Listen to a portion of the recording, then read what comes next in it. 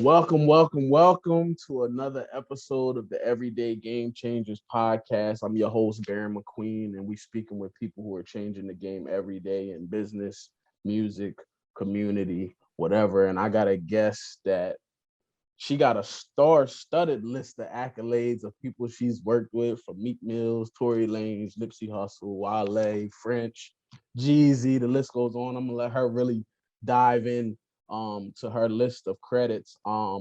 Miss Sarah J, how are you? I'm good. Thank you. How are you doing? Thanks for having me. I'm doing good. I think for me, I really kind of wanna. Your story is.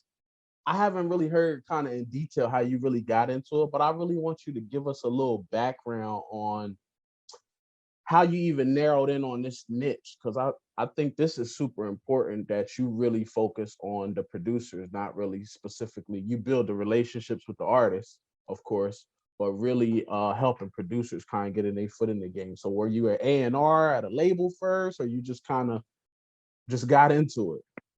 Yeah, no, I went the whole independent route the whole entire time. Honestly, I really started with MySpace. You remember MySpace back in the day?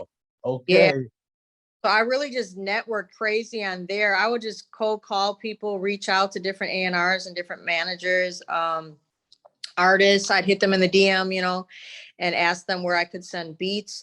Now, at that time, we weren't really using MP3 so much. So I would actually just send links, or I would FedEx beat CDs to the labels. So I spent a bunch of money, just FedExing stuff overnight to these labels: Shady Records, Columbia, Bad Boy, all these record labels from back in the day. Just trying to get these beats heard. I would find producers on MySpace, build relationships with them as well as the artists too. But once I started sending, beat CDs to these labels, I felt like sometimes I would get the runaround. So that's when I started traveling back and forth from New York to LA, sitting down with these A&Rs, all the older A&Rs from back in the day, the Lenny S's and Riggs and people like that. Building the relationships to the point where I was setting up music conferences and showcases and panels when that was really big back in the day. So, kind of putting bread in their pocket, them putting bread in my pocket, building the relationship so I didn't have to chase so much. I was just getting placements that way. I would get a bunch of placements on mixtapes like old Jim Jones, G Unit, Fab. The good old days. Yeah, lot of mixtape stuff that would go to Dat Piff and live mixtapes when that shit was popping. And then it just turned into album work over the years. People would hear my name, that I had beats and all that kind of shit. I started managing more producers, and shit just really picked up. So so let me ask you, did you never want to be an A&R? I didn't aspire to be one. No, I Okay. didn't even know what the term A&R meant. It stands for artist Okay. repertoire. I didn't Right. even know. I asked that because I'm like, if I'm a record label, I would just get Sarah J on my label and then I'm good. Like, she got an ear for the music. But I guess you can control who you work with now, going Yeah. your route. Anyway, so what's the I say in another podcast where you reference like one of your first records, what's your biggest record you've ever placed as far as like numbers? Probably anything with Tory. I've been on all his albums. The Jim Jones Bergang Money record, Kill Jill with that was Big Boy and Jeezy and Killer Mike's record that plays all the time when I'm in the car. G Unit, for 50 and them I did Changes, their single. Okay. Yeah, I have a Meek record coming out with her. I have a lot of stuff coming out. I have a new record coming out with Young Thug's brother featuring Black Youngster. So I'm working on a gang of shit right now. So this is what so I'm probably really gonna show my age, right? So like when it came to like resources for producers. So I'm originally from Delaware, before I came to Miami. And Mhm. I used to go to the I Standard showcases in Philly. That Okay. was that was like the if you was a producer, you go to this I Standard showcase. I mean, I've met now that I know these artists now, but like Cardiac, like a lot of these guys, I met them through the I You're Standard. probably know Charlie Heath then. Yeah, Charlie, he used to work at the Foot Locker Okay, okay. in See, Christiana Mall before I knew who Charlie Heat was, right. right? Um, Facts. before the Kanye stuff. So it's, I mean, from Delaware, we got a really, Ben Billions is from Delaware. Sap, the beat man, is from Delaware. Mhm. Um, Star, she's more a songwriter though. And then Derek Milano from Delaware. So it's a lot of people popped off after I left there, or was already established. You got Bully and Jalil from Chester Yeah, up the yeah. way. Beat Bully. I used to see him running around out here in Miami. I don't know if he's still out here, but I know Jalil and Sap and them are related somehow. So I always seen those guys together. But that's such a small world. I know. Um, so like I'm gonna ask a couple of the questions some people asked me to ask you, especially with regards to one of these questions was about how do you go about getting records placed in music videos and in movies? Like, is that just somebody like you, pitching as far as syncing things, or how does that work? Yeah, so that would be considered sync licensing.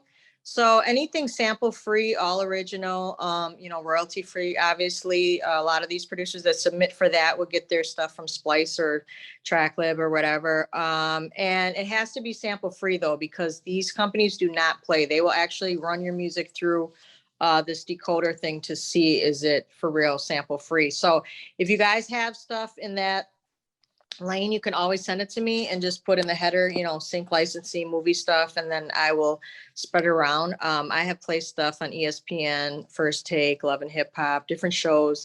But like I said, you just want to have it sample free. I always tell producers, make sure that you go to these BMI and ASCAP expos. This is where you're going to bump into the music supervisors if you're interested in building the relationships in person with these guys. So I'm glad you brought up Splice, right? I seen a post that you put about sampling and loops is cheating. So talk to me a little bit, 'cause I know Splice is huge now, right? So you don't really Yeah.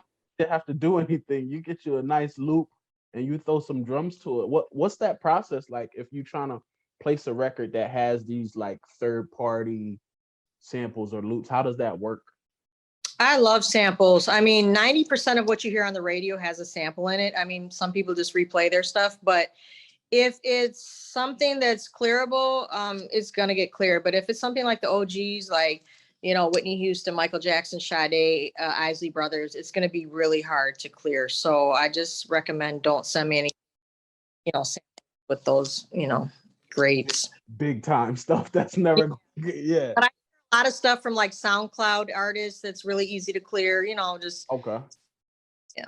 So the Splice stuff, that's royalty free that you can just Yeah, use, right? So you don't have to worry about clearing when you use those samples. absolutely. Yeah. There you go. That was a question I had. So that you already answered that. So um what stage in like a producer's career do you think they actually like need management? Like I've run across artists, producers, everybody feels like they need a manager.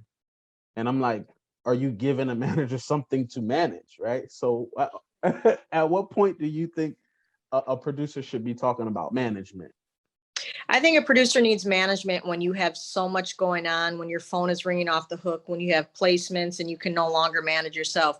If you don't have any of that and you're just starting in the game, like I just think that you should just get your feet wet on your own, try to learn as much as you can as possible, research everything in the game so that nobody takes advantage of you. You know what I mean? You can also book a consultation with me too. But basically, just get your feet wet.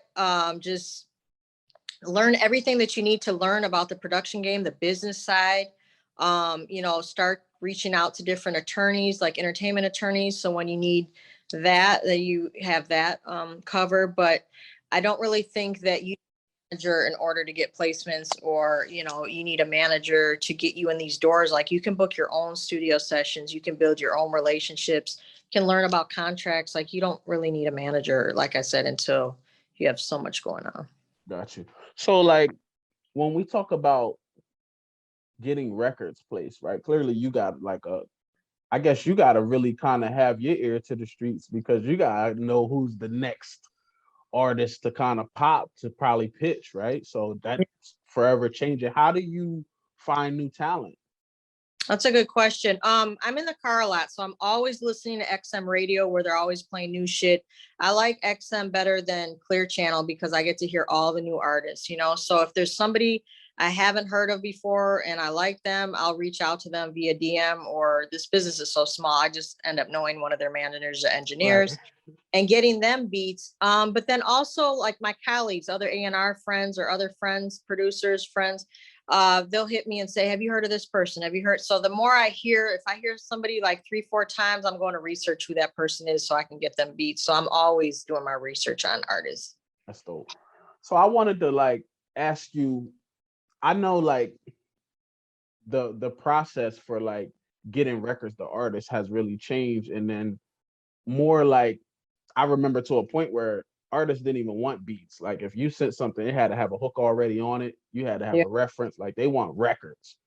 Do you see a shift in that? Is it still like that? Like, yo, send me the reference record rather than just the beats. I don't want to listen to the beat. I want a hit record ready. Yeah, it really depends who it is. Like Hitmaker, Tory, Meek, a lot of these guys write their own stuff, so they don't want any references. So just kind of working with these people over the years, you kind of know who are the writers and who accept stuff with references.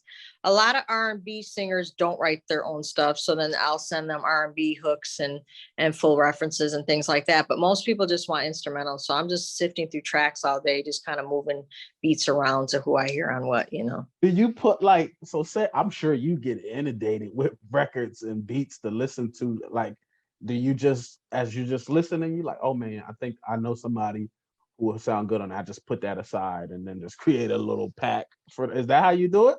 Yeah, exactly. Like when I'm shopping beats, like I'm literally shopping stuff to like 30, 40 different dudes at one time.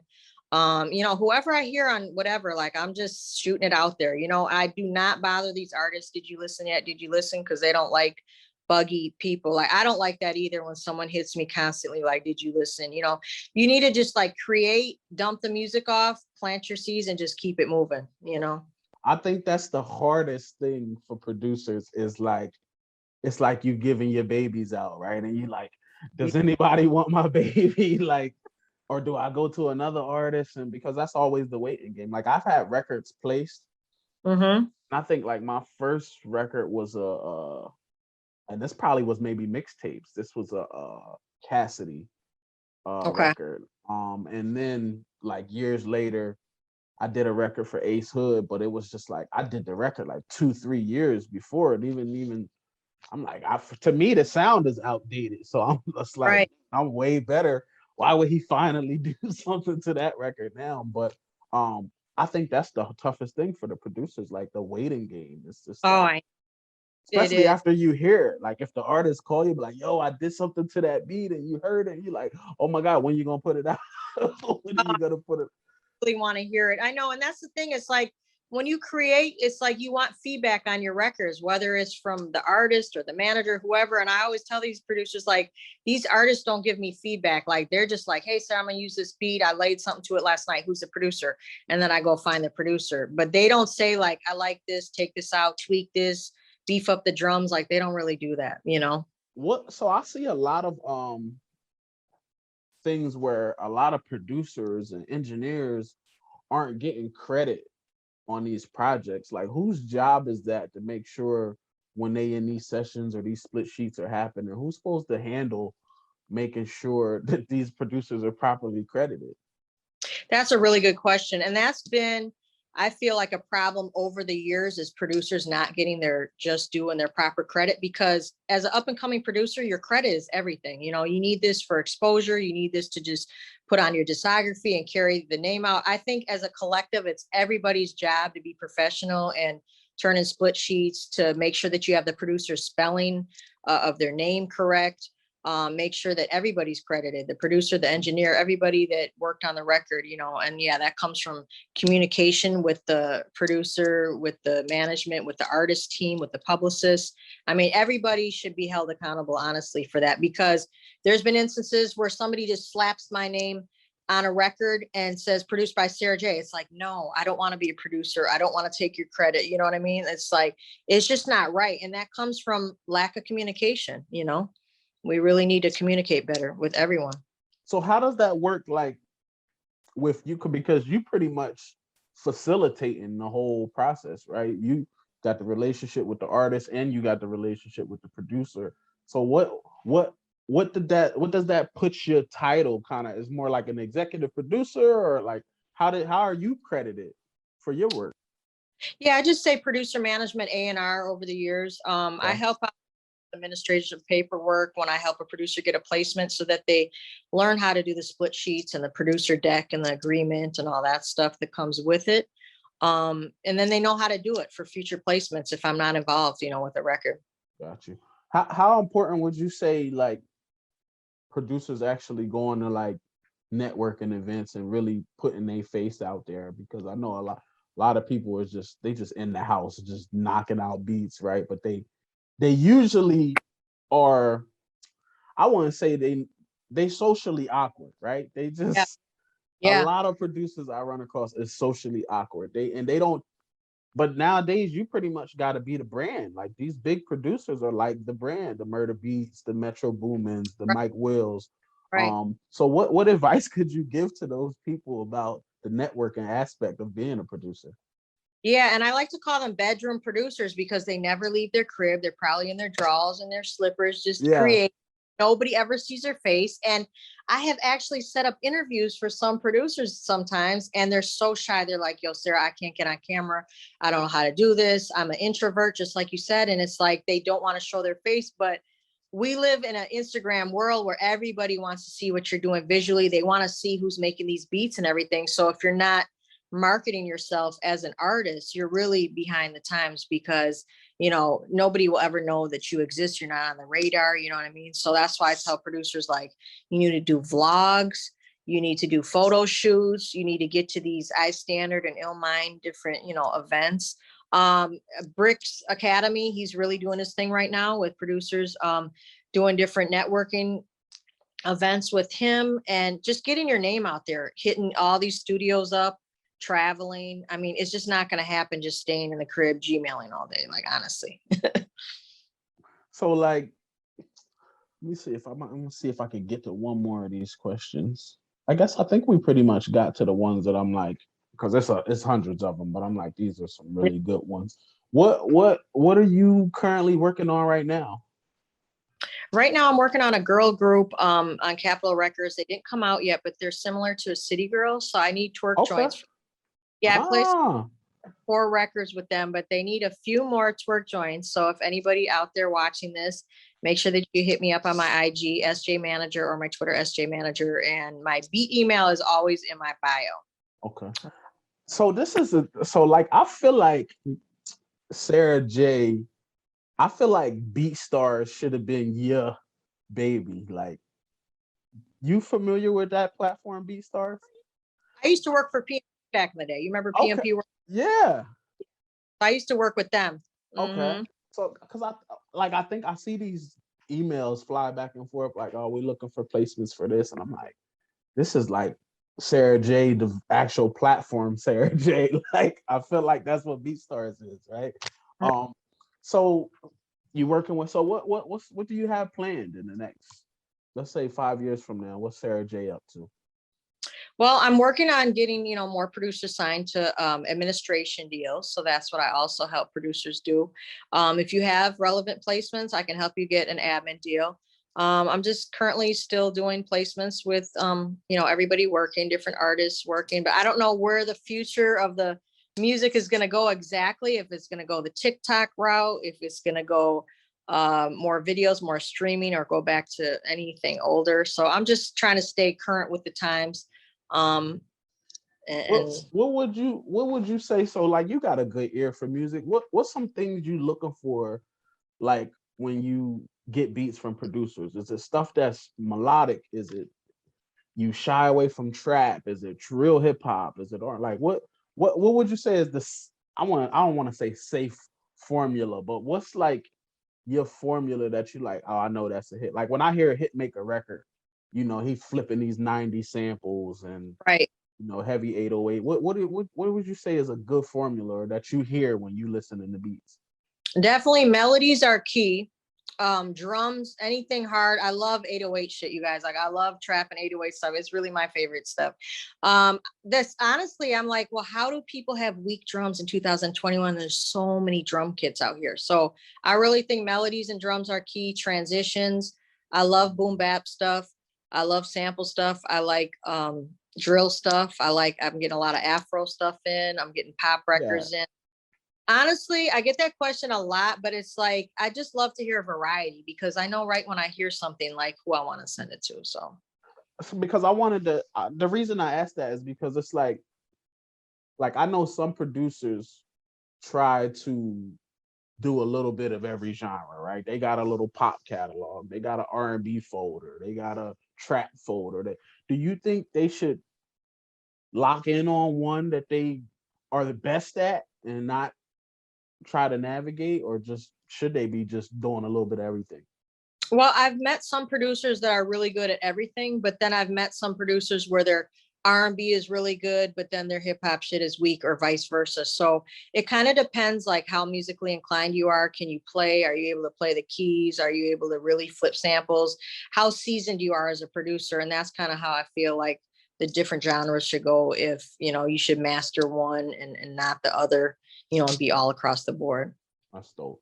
So, like, let me ask you before we wrap up, what's one piece of advice you could give for any upcoming producer right now in this time where they should put their focus?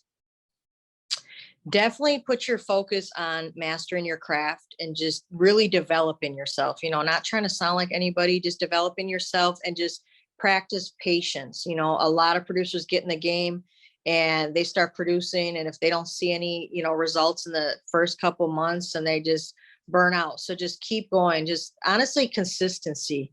Consistency is just really important in this game because the more you're consistent and the more you create and shop the records and you're patient, you build your network, like you're gonna see some results. Dope. That's dope. Do you think a producer should find an artist to kind of grow with?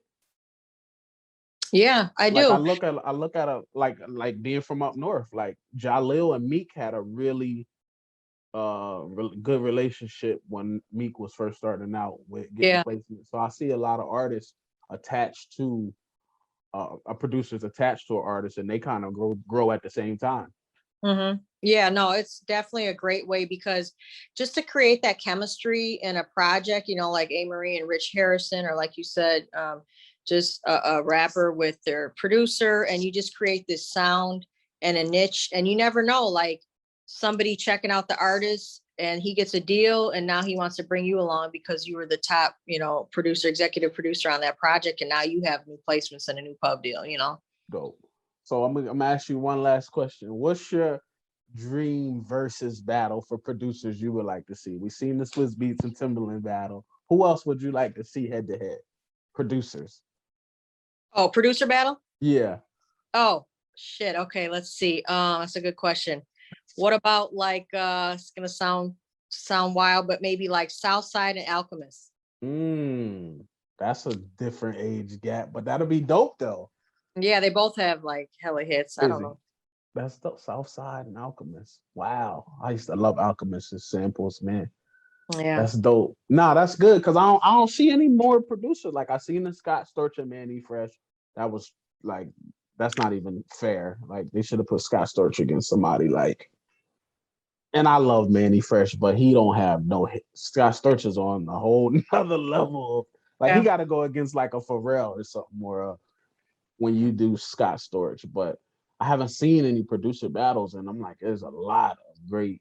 Like I want to see Jermaine Dupri in a Yeah, versus battle with that'd I be don't dope. I don't even know who he would go up against. But all right, I'm gonna let you go.